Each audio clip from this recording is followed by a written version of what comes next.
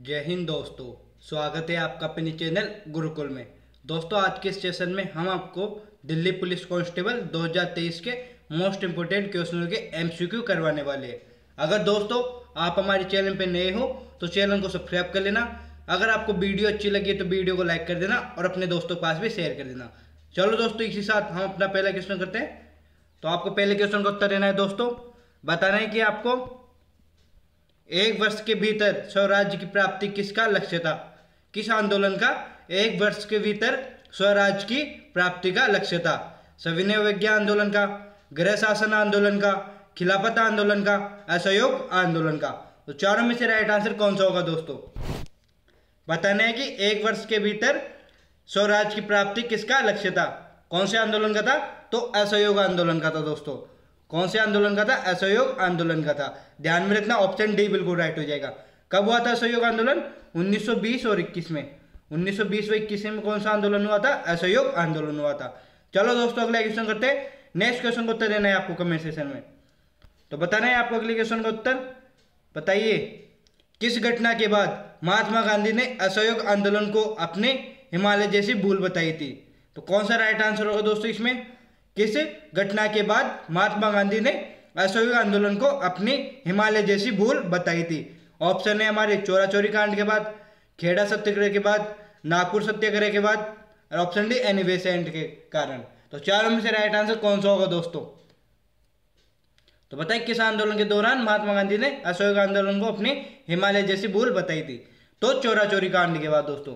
कौन से कांड के बाद? चोरा चोरी कांड के बाद असहयोग आंदोलन को महात्मा गांधी ने अपनी हिमालय जैसी भूल बताई थी।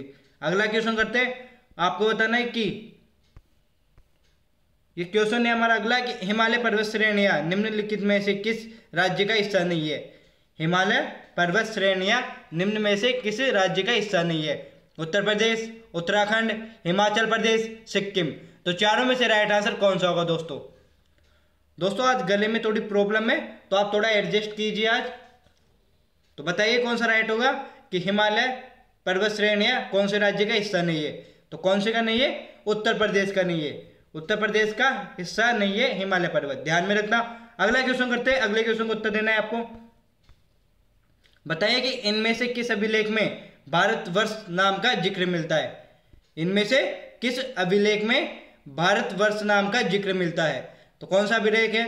बाबरू अभिलेख, मोगा का ताम्र अभिलेख, इलाहाबाद का अभिलेख, हाथी गुफा अभिलेख। तो चारों में से राइट आंसर कौन सा होगा? कौन से अभिलेख में भारतवर्ष नाम का जिक्र मिलता है? तो कौन सा अभिलेख होगा? ऑप्शन डी बिल्कुल राइट हो जाएगा दोस्तों। कौन सा? हाथी गुफा अभिलेख में भारतवर्ष नाम का जिक्र मिलता है। ऑप्शन डी बिल्कुल राइट हो जाएगा। चलो दोस्तों, अगला क्वेश्चन करते हैं। आपको बताना है अगले क्वेश्चन का उत्तर क्या होगा। बताइए कि निम्नलिखित में से कौन सा हड़प्पा का स्थल नहीं है? निम्नलिखित में से कौन सा हड़प्पा सभ्यता का स्थल नहीं है? चंद्रगुप्त, कोट डिजिक, सोहगोरा, देसलपुर। तो चारों में से राइट आंसर कौन सा होगा? इन चारों में से कौन सा हड़प्पा का स्थल नहीं है दोस्तों? तो कौन सा नहीं है? तो ऑप्शन सी बिल्कुल राइट हो जाएगा दोस्तों। सोहगोरा इनमें से हड़प्पा का स्थल नहीं है दोस्तों। कौन सा नहीं है? सोहगोरा नहीं है। अगला क्वेश्चन करते हैं। अगले क्वेश्चन का उत्तर देना है आपको। तो बताइए कमेंट सेक्शन में अगले क्वेश्चन का उत्तर कि वह नदी घाटी जिसको भारत का रूर के नाम से पुकारा जाता है। तो कौन सा राइट होगा दोस्तों? वह नदी घाटी जिसे भारत का रूर के नाम से पुकारा जाता है। दामोदर, गोदावरी, पेरियार, हुगली। तो चारों में से राइट आंसर कौन सा होगा?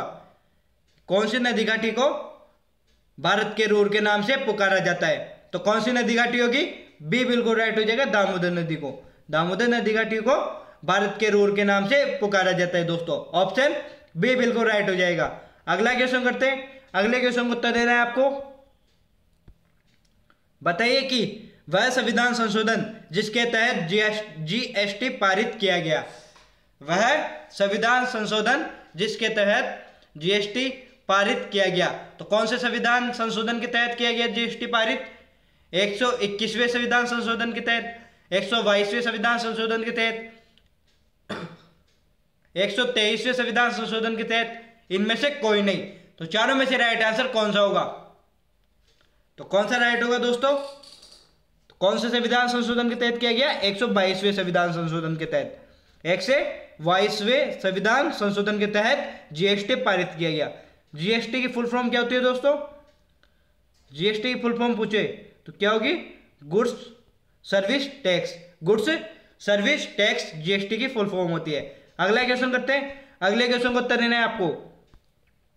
बताइए कि संविधान के किस संशोधन द्वारा संपत्ति के अधिकार को मूल अधिकार की श्रेणी से निकाल दिया गया? संविधान के किस संशोधन द्वारा संपत्ति के अधिकार को मूल अधिकार की श्रेणी से निकाल दिया गया? 99वें संविधान संशोधन के तहत, 29वें संविधान संशोधन के तहत, 44वें संविधान संशोधन के तहत, या इनमें से किसी से नहीं? तो चारों में से राइट आंसर कौन सा होगा? संपत्ति के अधिकार को मूल अधिकार से कब हटाया गया? कौन से संविधान संशोधन के तहत हटाया गया? तो ऑप्शन सी बिल्कुल राइट हो जाएगा, 44वें संविधान संशोधन के तहत हटाया गया। कौन से संविधान संशोधन के तहत? 44वें संविधान संशोधन के तहत। चलो दोस्तों अगला क्वेश्चन करते हैं। बताना है कि आपको मंदिरों की पुण्य भूमि भारत के किस राज्य को कहा जाता है? मंदिरों की पुण्य भूमि भारत के किस राज्य को कहा जाता है? केरल, तेलंगाना, तमिलनाडु, आंध्र प्रदेश। तो चारों में से राइट आंसर कौन सा होगा? मंदिरों के पुण्य भूमि भारत के किस राज्य को कहा जाता है? तो किस राज्य को कहा जाता है दोस्तों? तो तमिलनाडु को कहा जाता है। किसे कहा जाता है? तमिलनाडु को कहा जाता है। ऑप्शन सी बिल्कुल राइट हो जाएगा इसमें। चलो दोस्तों अगला क्वेश्चन करते हैं। नेक्स्ट क्वेश्चन को उत्तर देना है आपको। बताना है कि किसने 1921 में पहली बार पूर्ण स्वतंत्रता की मांग उठाई थी? तो बताओ किसने उठाई थी 1921 में पूर्ण स्वतंत्रता की मांग? मौलाना मोहम्मद अली, पंडित जवाहरलाल नेहरू, महात्मा गांधी, मौलाना हसरत मोहानी। तो चारों में से राइट आंसर कौन सा होगा? किसने 1921 में पहली बार पूर्ण स्वतंत्रता की मांग उठाई थी? तो किसने उठाई थी दोस्तों? तो ऑप्शन डी बिल्कुल राइट हो जाएगा, मौलाना हसरत मोहानी ने। किसने उठाई थी? मौलाना हसरत मोहानी ने। ऑप्शन डी बिल्कुल राइट हो जाएगा। अगला क्वेश्चन करते हैं। आपको बताना है अगले क्वेश्चन का उत्तर क्या होगा। बताना है कि खिलाफत आंदोलन किसको अपमानित करने के खिलाफ विरोध करने के लिए प्रारंभ किया गया? तो कौन सा राइट आंसर होगा कि खिलाफत आंदोलन किसको अपमानित करने के खिलाफ विरोध करने के लिए किया गया? तो कौन सा राइट होगा? तुर्क खलीफा को, आगा खान को, मोहम्मद अली जिन्ना को, अब्दुल कलाम आजाद को। तो चारों में से राइट आंसर कौन सा होगा? क्वेश्चन है हमारा कि खिलाफत आंदोलन क्यों चलाया गया? तो क्यों चलाया गया दोस्तों? तो आप सभी को पता होगा क्यों चला गया। तुर्की खलीफा को अपमानित करने के विरोध में। कौन सा? ए बिल्कुल राइट हो जाएगा। कौन सा है? ए बिल्कुल राइट हो जाएगा। चलो दोस्तों अगला क्वेश्चन करते हैं। अगले क्वेश्चन को उत्तर देना है आपको। क्वेश्चन है हमारा कि 21 मार्च 1931 को हुए गांधी इरविन समझौते में निम्नलिखित में से कौन सी बात समाविष्ट नहीं है? सॉरी दोस्तों, गले में थोड़ी प्रॉब्लम है, इसलिए आपको थोड़ा एडजस्ट करना पड़ेगा आज।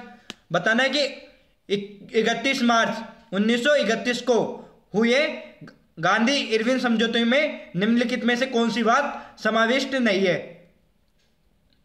ऑप्शन है हमारे सविनय अवज्ञा आंदोलन को रोक दिया जाए,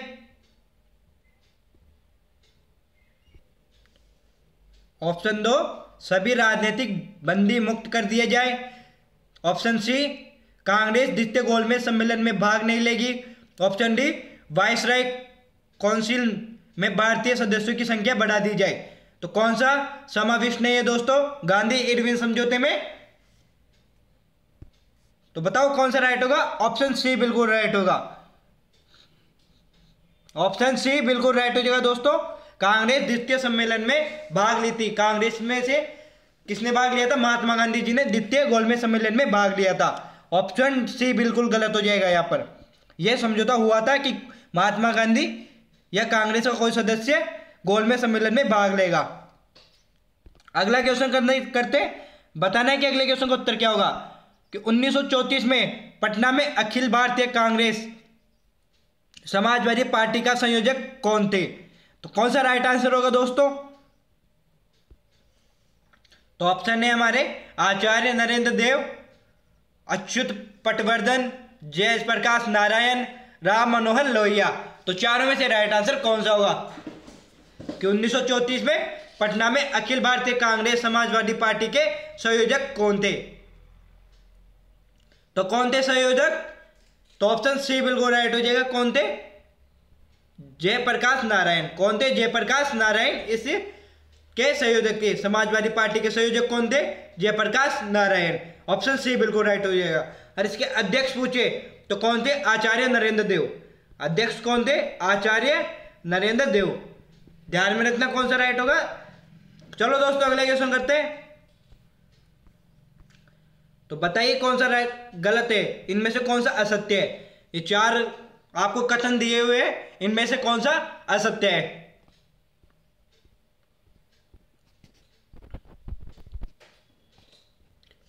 तो दोस्तों बताना है कि चारों कथनों में से कौन सा कथन राइट है। पहला कथन है पश्चिम बंगाल राज्य की सीमा भूटान तथा नेपाल की सीमा से लगती है। दूसरा कथन असम राज्य की सीमा भूटान और बांग्लादेश की सीमा से लगती है। तीसरा कथन है उत्तराखंड राज्य की सीमा चीन और नेपाल से लगती है। चौथा कथन है कि मणिपुर राज्य की सीमा बांग्लादेश तथा म्यांमार से लगती है। तो चारों में से कौन सा सत्य है दोस्तों? तो कौन सा सत्य है दोस्तों चारों में से? तो दोस्तों हम जानते हैं कि पहला बिल्कुल राइट होगा।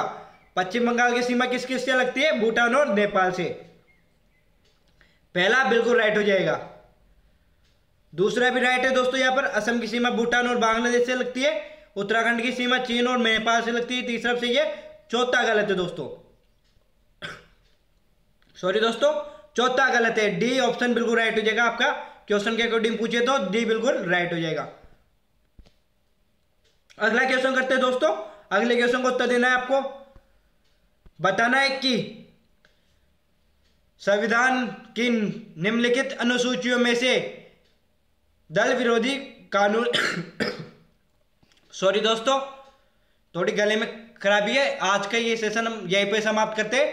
आप क्या करना, इस क्वेश्चन का उत्तर कमेंट में दे देना तो कौन सा राइट होगा इसमें।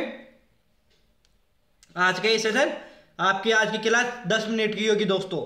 थोड़े गले में परेशानी होने के कारण तबीयत थोड़ी बिगड़ी हुई है मेरी, तो कल भी आपके थोड़ी क्लास लेने में तकलीफ हो सकती है। तो आप थोड़ा एडजस्ट करना दोस्तों, तबीयत खराब हो रही है मेरी अभी, तो ध्यान में रखना। आज का ये हमारा लास्ट क्वेश्चन है। ऐसे तो क्वेश्चन भी बहुत आगे बहुत थे, आगे भी और क्वेश्चन है दोस्तों, ये आगे भी बहुत क्वेश्चन दे रखे हैं, पर आज का हमारे ये लास्ट क्वेश्चन है। तो ध्यान में रखना दोस्तों। इसका उत्तर आपको कमेंट सेक्शन में दे देना है। तो इसका उत्तर क्या होगा दोस्तों, ये उत्तर आपको कमेंट सेक्शन में बताया। आज का सेशन हम यहीं पे समाप्त करते हैं। तबीयत खराब होने की वजह से आज का ये सेशन हम यहीं पे खराब करते खत्म करते दोस्तों। अगर आप हमारे चैनल पे नए हो तो चैनल को सब्सक्राइब कर लेना। वीडियो अच्छी लगी तो वीडियो को लाइक कर देना। जय हिंद, जय भारत, जय श्री राम दोस्तों।